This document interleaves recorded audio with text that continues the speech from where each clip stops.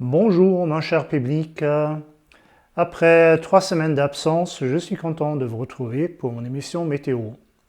On est donc vendredi 1er août et en image de bienvenue, c'est une image un peu typique de la saison avec des bottes de paille. Et on voit très bien qu'après la récolte, la végétation, les arbres, ça repousse bien. Ce qui nous indique qu'en fait le mois de juillet n'a pas été particulièrement sec, ce qui est bien sûr une très très bonne nouvelle. Et pour le bilan du mois de juillet, on va faire ça en 2 temps, parce qu'on est tout juste le 1er août et il n'y a pas encore toutes les données. Voyons d'abord donc le bilan des précipitations pour toute l'Europe. Et on voit que donc, le sud-ouest se présente dans un bleu clair, c'est-à-dire des précipitations légèrement supérieures au normal. Ensuite, passons aux températures. Mais malheureusement, je ne dispose pas encore des moyennes. Là, c'est en fait les écarts des maximales, donc pour tout le mois de juillet.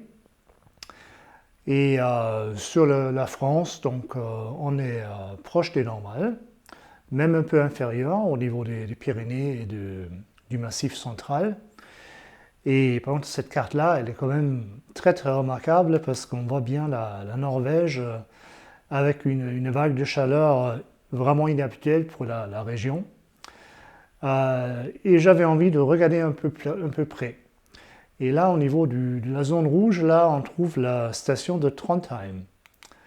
Et là, c'est les maximales de Trondheim pour le mois de juillet.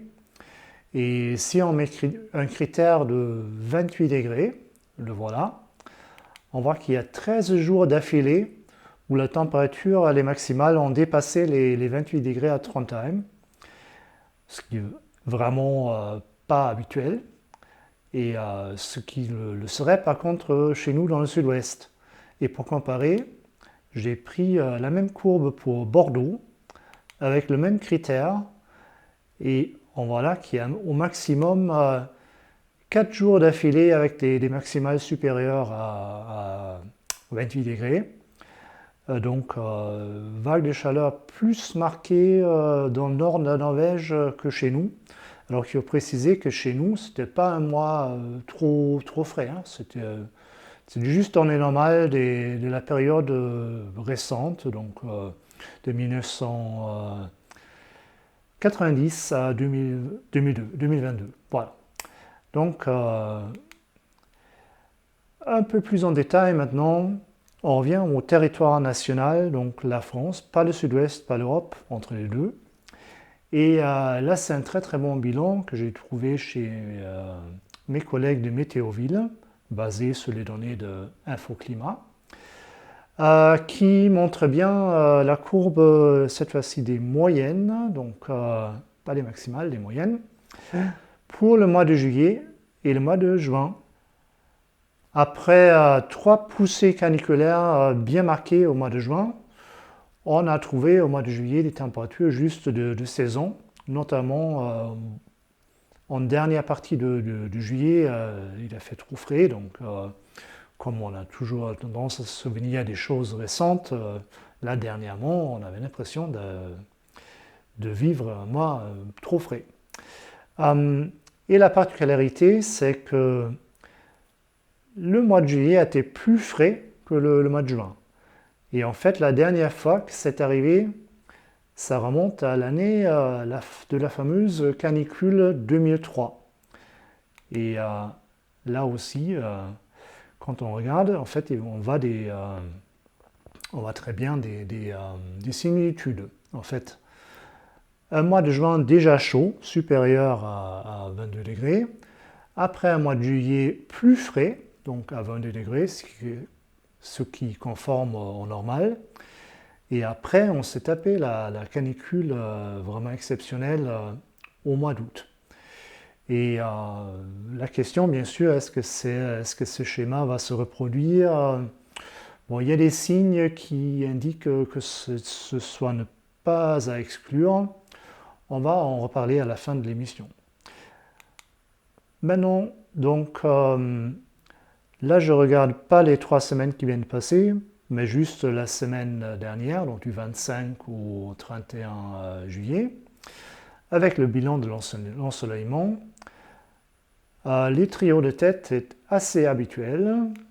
On trouve La Rochelle, Montpellier et en tête Perpignan, avec des écarts importants. Donc on passe de Limoges à Perpignan, on passe du simple au double. Pour les extrêmes des températures, j'ai relevé cette fois-ci pour toute la période passée, donc du 11 au 31.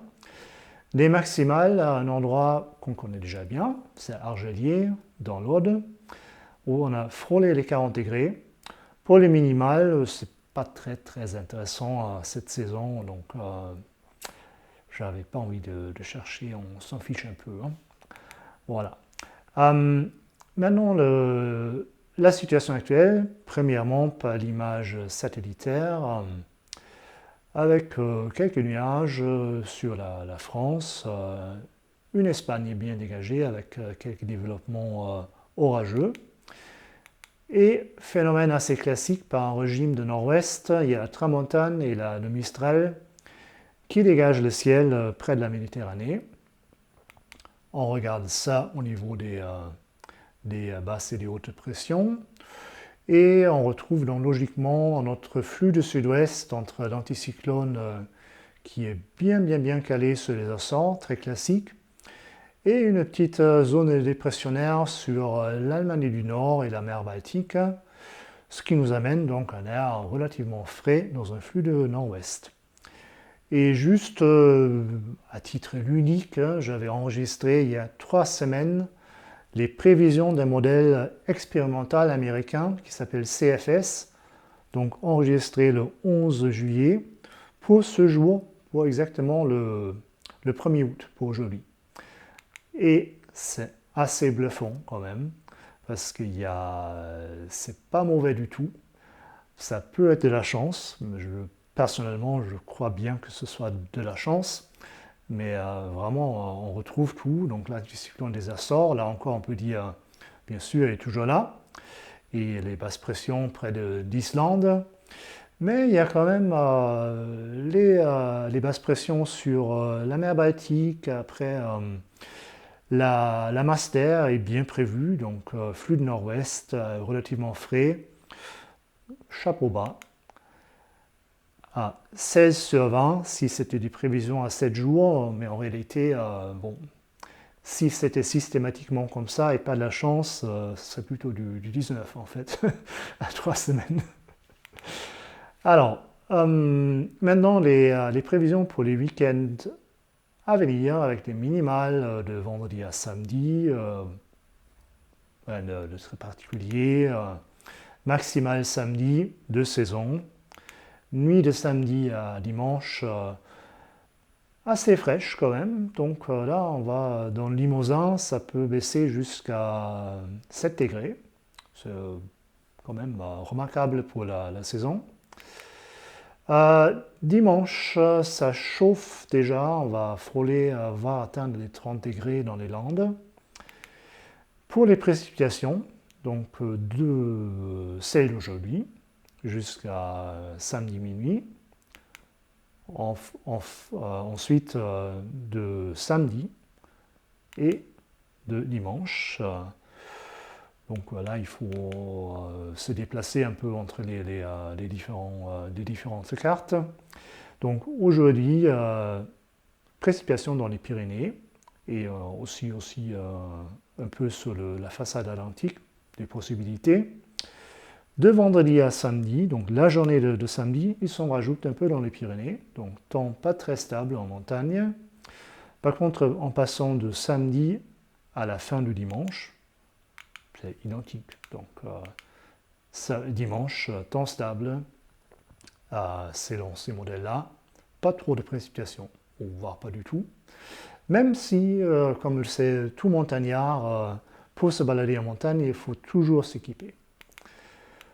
L'ensoleillement de samedi, oui, assez classique d'un régime nord-ouest, donc bien bouché au pied des Pyrénées, plus de soleil sur la façade atlantique, tout comme dans le Languedoc, et un peu moins à l'intérieur des terres. Dimanche, ça sera la journée la plus ensoleillée du week-end. Même dans les zones défavorisées, favorisées, comme cette fois-ci en Corrèze, 6 heures de soleil et jusqu'à 14 dans les Cévennes. Maintenant, les prévisions pour la période à venir, la semaine à venir, c'est conforme à la saison, voire un peu supérieur, avec une bonne homogénéité. Donc entre Saint-Giron et Montpellier, il n'y a pas énormément d'écart. Les précipitations, donc au-delà du week-end, mais pour les 7 jours à venir, y compris le week-end, et si on se souvient des cartes qu'on vient de voir, il ne se rajoute pas grand-chose. Donc semaine sèche. On va vérifier ça, comme d'habitude, à l'aide de 2 endroits. Cette fois-ci, on va prendre Toulouse et Bordeaux. Toulouse, vraiment dans une zone blanche, donc pas de pluie de prévu. Bordeaux, ça frôle un peu, donc ça pourrait. On va regarder ça de plus près. Tout d'abord pour Bordeaux. Petit rappel, donc là en bas les précipitations, et si c'était un cardiogramme, ce serait inquiétant parce que c'est le calme plat là.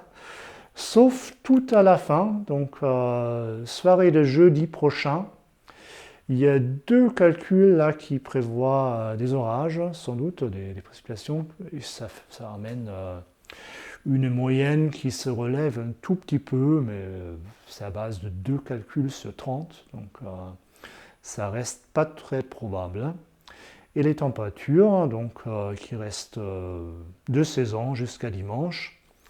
Et dès lundi, on frôle, on dépasse les 30 degrés, même selon la moyenne des calculs. Donc, a priori, retour des conditions potentiellement caniculaires, on va dire. La même chose pour Bordeaux.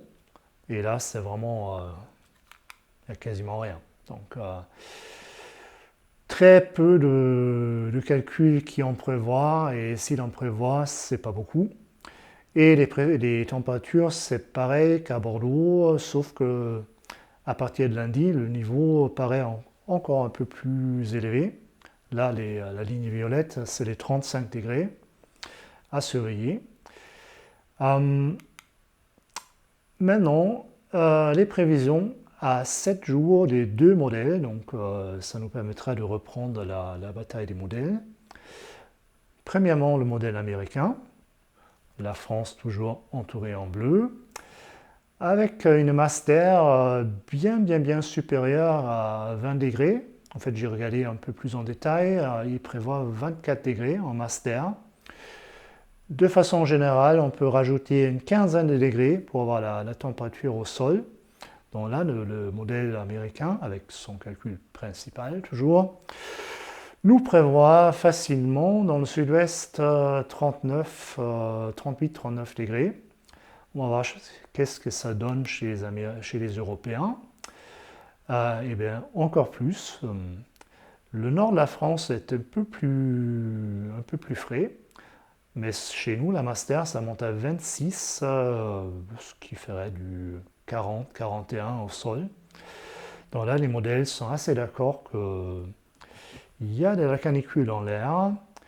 Et donc, pour la petite carte, on va voir la dernière pour la route, je vous montre une carte un peu racoleuse. En fait, j'ai pris le tout dernier calcul, là, les calculs sont rafraîchis toutes les 6 heures. Et là, j'ai pris la toute dernière qui vient de sortir du modèle américain pour jeudi 7 août. Et voilà, 45 degrés quand même. C'est un calcul d'un seul modèle, mais comme c'est pour dans 6 jours, il faut quand même pas complètement s'en manquer.